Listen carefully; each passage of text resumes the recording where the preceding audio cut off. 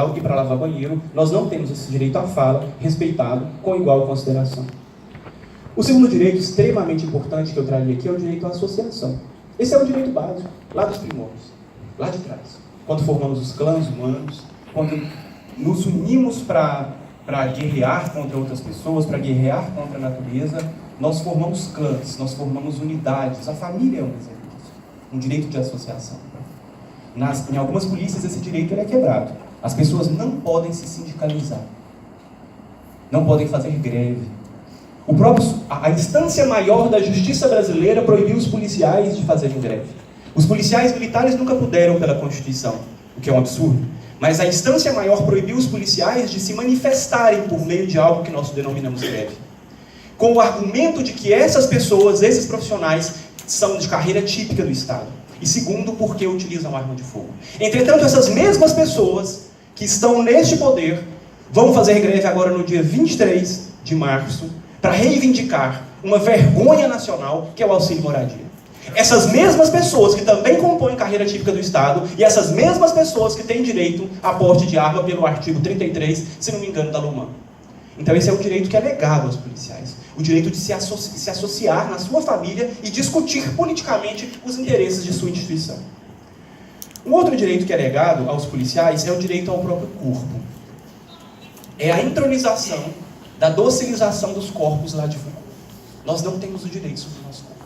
O que eu faço com o meu cabelo é o meu comandante que vai decidir. A cor do brinco que eu vou utilizar é a minha comandante que vai decidir. O uniforme que eu vou utilizar, se for mulher, é um homem que vai decidir o modelo desse uniforme. Se eu vou ter barba curta, longa, ou se não vou ter barba, é uma outra pessoa que vai decidir. Como se isso influenciasse na eficiência da prestação de serviço para a sociedade. Como se isso influenciasse na beleza da instituição, porque há beleza em todas as cores, em todos os formatos, em todos os modelos de viver e de cabelo e de barba. Um outro direito que a gente pode dizer que existe, que é negado para os policiais, é da autonomia funcional. A gente percebe em várias polícias e em vários estados brasileiros, e lá no meu estado, em Goiás, eu percebo isso com muita clareza, policiais militares principalmente, sendo removidos, sendo transferidos, porque não estão de acordo com os governos de agora, porque não estão de acordo com o governo que está no poder neste momento. E o cara é de algum partido político e ele é lançado para 500 quilômetros de onde são suas bases eleitorais. Então são perseguições que interferem na nossa autonomia funcional. Um outro poder, que também a gente estaria na categoria... Foi ou falta 10 minutos? Ah, que coisa boa. Vamos lá.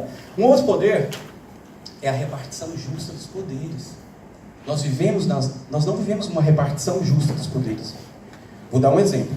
O Brasil tem uma figura única e que as pessoas têm que debater sobre isso, que é o chamado delegado de polícia. Essa figura só existe no Brasil.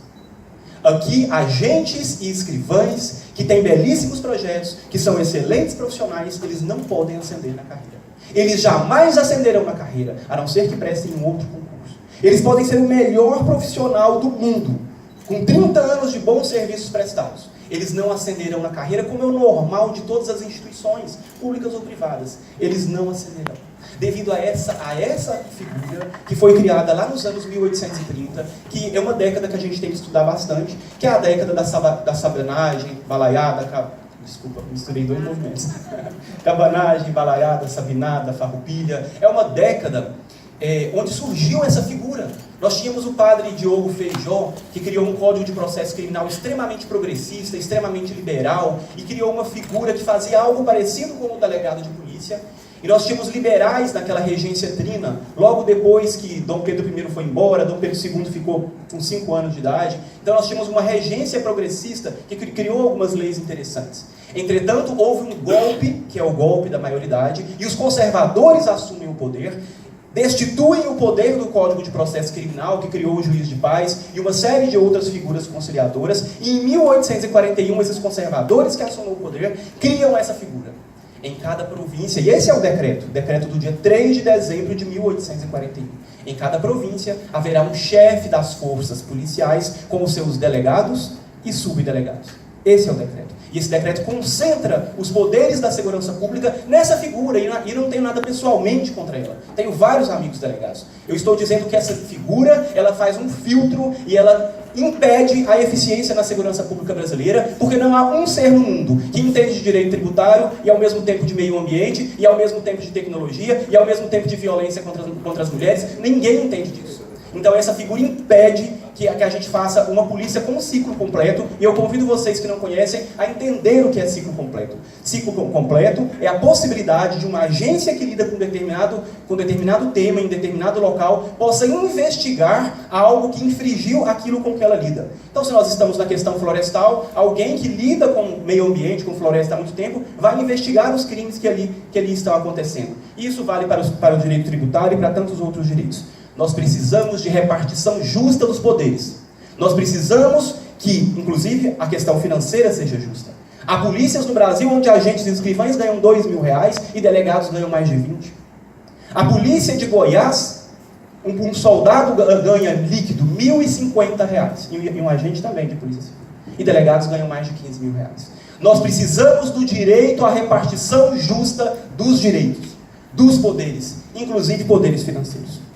E isso passa pela carreira única, isso passa pela luta contra a conciliação com as elites.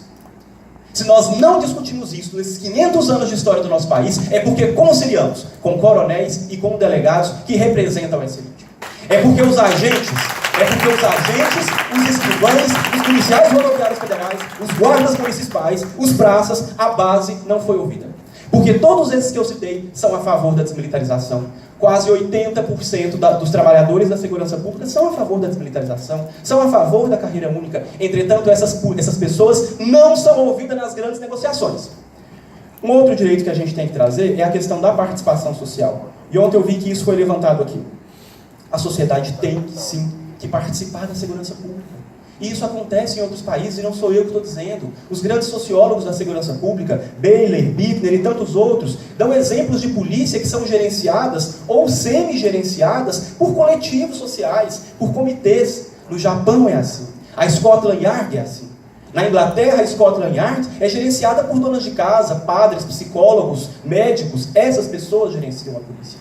Então é preciso, se não chegamos ainda, e talvez esse seja um sonho, é preciso se inserir na segurança pública de outras formas, visitando as academias, encaminhando ofícios de suas associações para as academias. Eu dou aulas de direitos humanos. Uma vez um ofício de uma associação que eu nem conhecia me ajudou a aumentar as aulas, que a cada vez é mais reduzida. Daqui a uns dias vai ter 1 hora aula num curso de 3 meses. Então, uma associação mandou um ofício, nem foi eu que pedi, agora eu estou pedindo, mas mandou um ofício e me ajudou a aumentar, ter um argumento para aumentar a carga horária. Então, mandem ofícios, fiscalizem os currículos das academias, entrem na internet, verifiquem esses currículos e denunciem. Ontem nós tivemos uma morte gravíssima de uma pessoa que denunciava.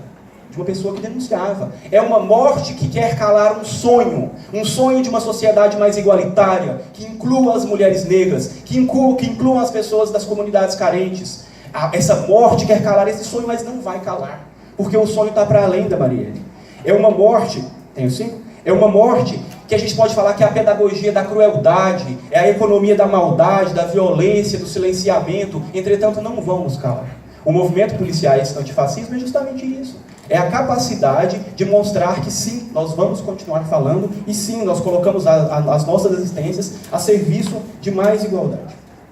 Bem, o 7º direito que eu elenco é o reconhecimento pelo trabalho. E eu já até me adiantei, tem policiais recebendo muito mal nesse país. O cara recebendo R$1.000 por mês, ou menos, um salário mínimo, vários guardas municipais, ou até menos, em alguns locais. É preciso que a gente compreenda essa situação e que a gente se coloque a favor dessas pessoas, porque há um plus, além de ser um trabalhador, ele está colocando em risco a sua vida. Então esse cara ele tem que ser reconhecido por essa situação. Reconhecido inclusive estruturalmente. Eu rodo pelo país, e eu não canso de falar isso, porque rodo mesmo em operações, e vejo que as polícias civis, você entra na delegacia, é uma casa velha, uma série de móveis, todos mal ajambrados, porque é uma instituição que foi esquecida durante o período ditatorial brasileiro. Bem, quase finalizando, é preciso também, esse é o 9º direito, eu pulei um, é preciso que a gente reconheça que se alguém entrar aqui, ele não vai saber quem é policial e quem não é. Antes da polícia, nós somos seres humanos. Nós temos identidades, nós carregamos diferenças. E é preciso que a gente reconheça os direitos das mulheres, que foram impedidas e ainda são, por mais absurdo e inconstitucional que pareça. As mulheres são impedidas por algumas cláusulas de barreira que impedem as mulheres de ingressarem em algumas corporações brasileiras. O que fere absurdamente a Constituição de 88. Os editais de algumas polícias colocam que 10% das mulheres, 5% das mulheres, sem nenhum critério, poderão acessar as polícias. Isso é um absurdo. É importante que se reconheça a luta dos negros dentro da instituição. Alunos meus me dizem que sofrem preconceito durante os cursos de formação, especialmente nos olhares, nas falas. E eu acho que nunca é demais reiterar que os negros, durante quase 4 séculos nesse país, eles tinham a natureza jurídica de um bem semovente. Não era um preconceito individual. A instituição, o Estado brasileiro dizia, e isso estava no Código Civil da época, no Código Criminal da época, que o negro não era um ser humano, era uma coisa, era um instrumento de trabalho, era um bem semovente, igual uma vaca, um porco, um cavalo. É isso durante 4 séculos. E a gente, para entender e discutir Brasil, a gente tem que partir daí. É importante que a gente entenda que de 10 a 15% da nossa população são pessoas LGBTs. Eu sou gay, sou casado há 10 anos, faço parte de uma associação de policiais LGBTs e tenho muito orgulho de ser quem eu sou.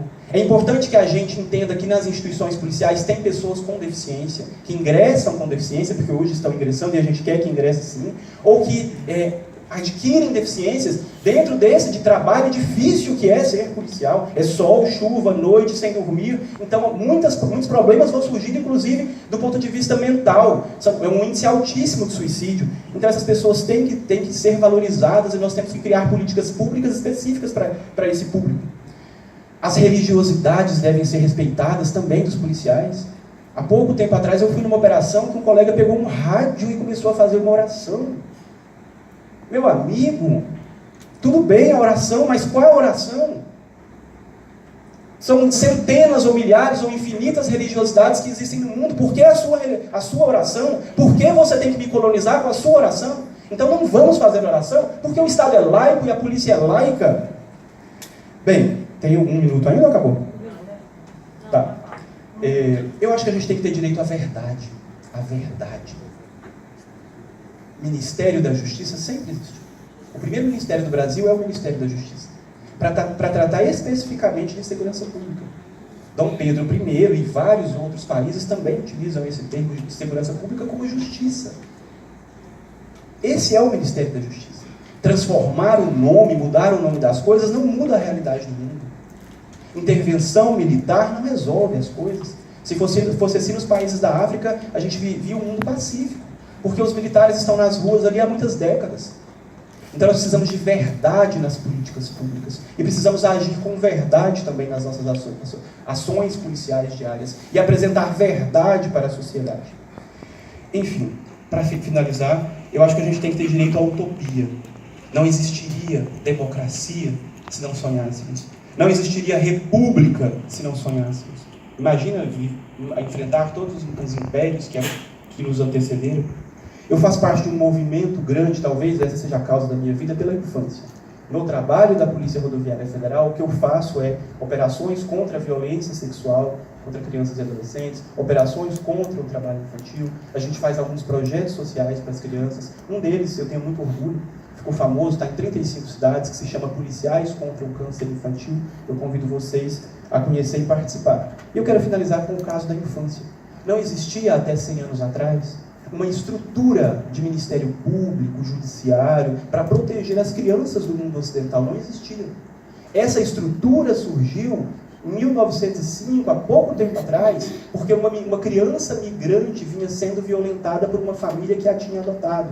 Era Mary Ellen, nos Estados Unidos. E uma enfermeira vizinha dessa criança começou a perceber que ela era violentada e que sangue escorria nas escadas onde ela morava, e ela tinha sido adotada, e que ela gritava e que ela chorava, e essa enfermeira foi denunciar.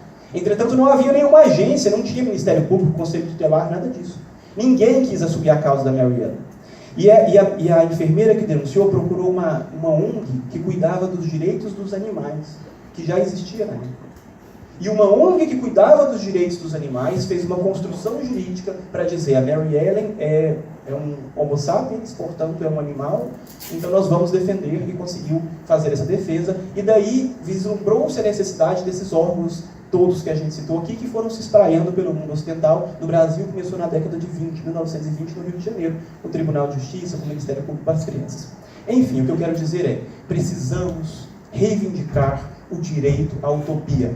O direito a sonhar com uma sociedade mais justa, mais democrática, mais fraterna, como está na Constituição de 88. Muito obrigado a todos.